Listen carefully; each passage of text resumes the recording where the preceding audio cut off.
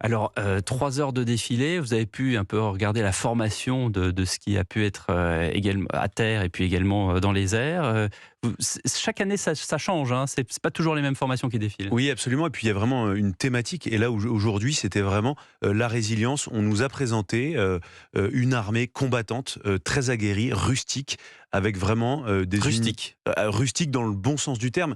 C'est-à-dire que on a une armée, notamment l'armée de terre, parce que c'est l'armée qui combat à pied, qui aujourd'hui n'a pas forcément besoin d'immenses moyens de technologie pour se battre, même si la technologie dans l'armée française est toujours au service du combattant, au service de l'homme. Bon, alors donc, plusieurs personnalités dans la tribune présidentielle, évidemment le premier ministre indien qui était là.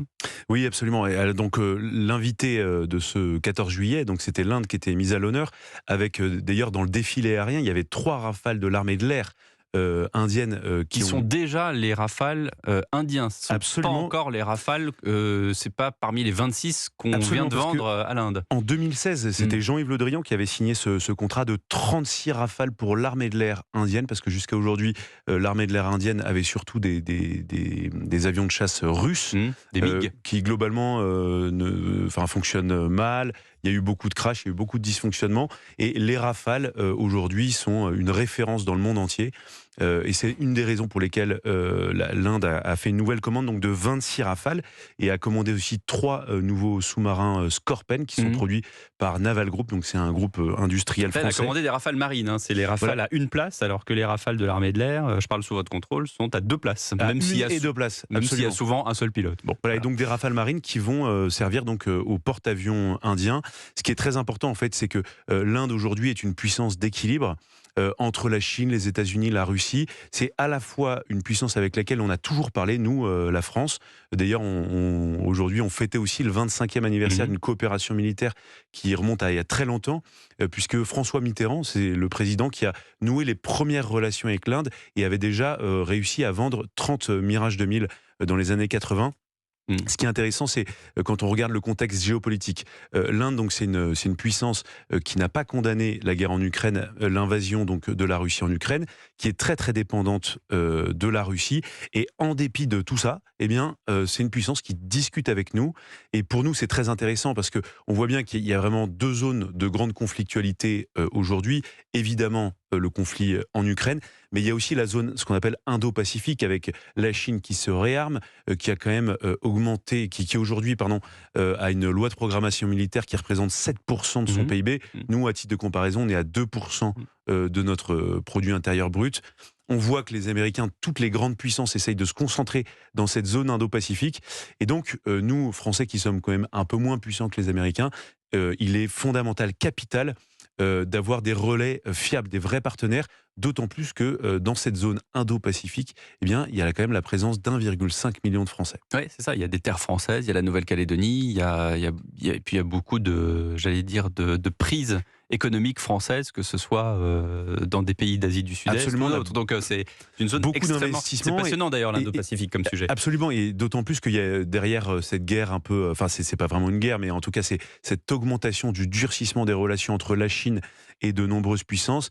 Il y a aussi une guerre économique, Ouais. celle-là pour le coup qui dure depuis Et beaucoup l'Inde, d'années. par rapport à la Chine, est un partenaire qui peut tempérer, entre guillemets, les relations diplomatiques. Et c'est Alors important de le dire parce qu'on a vu qu'il y avait des élus, notamment Insoumis et Europe Écologie Les Verts, qui ont critiqué la présence de Narendra Modi aujourd'hui dans la tribune présidentielle. Mais ce que vous venez de dire est très important par rapport à ces critiques. bien sûr, et Justement.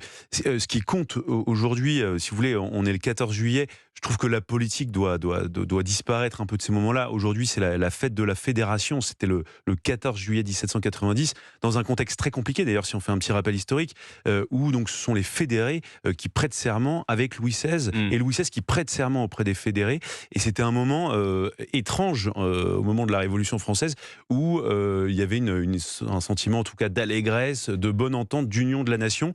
Et aujourd'hui, simplement pour revenir à aujourd'hui, ce 14 juillet-là, ce qui est extrêmement important, c'est la défense des intérêts stratégiques de la France.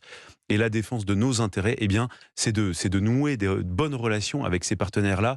Vous savez, en fait, si on ne fait que de la diplomatie au nom de la morale, objectivement, aujourd'hui, nous n'aurions pas beaucoup d'alliés. En 30 secondes, Louis Dragnel, aujourd'hui c'est aussi la fin d'une séquence politique, celle des 100 jours, et puis on a un silence du président, mais qui devrait s'exprimer bientôt. Absolument. Des 100 jours qui, objectivement, sont assez contestés enfin, par rapport à leur efficacité. C'était un moyen pour Emmanuel Macron, qui était complètement enquisté dans la réforme des retraites, de se donner un cap à lui-même. En fait, il s'est donné un délai pour pouvoir sortir la tête de l'eau. Il a multiplié énormément les déplacements, les prises de parole dans plein de médias. Mais globalement, il a réussi à passer un peu à travers les gouttes, même si il le paye cher politiquement, puisque les Français sont quand même très durs quand on regarde les différents sondages qui ont été publiés hier et aujourd'hui. La question que tout le monde se pose aujourd'hui, c'est est-ce que il continue de cette manière-là, où il essaye de se débrouiller en nouant si vous voulez, des majorités d'opportunités à l'Assemblée nationale, mais sans pour autant réussir à montrer son cap, ou est-ce que il chamboule tout? Est-ce qu'il casse tout, notamment son organisation gouvernementale? Est-ce que la Première ministre reste? Est-ce que son gouvernement va être remanié légèrement? On le saura dans les prochains jours, puisqu'il doit Absolument. prendre la parole. Merci beaucoup Louis Dragnel, chef du service politique d'Europe 1.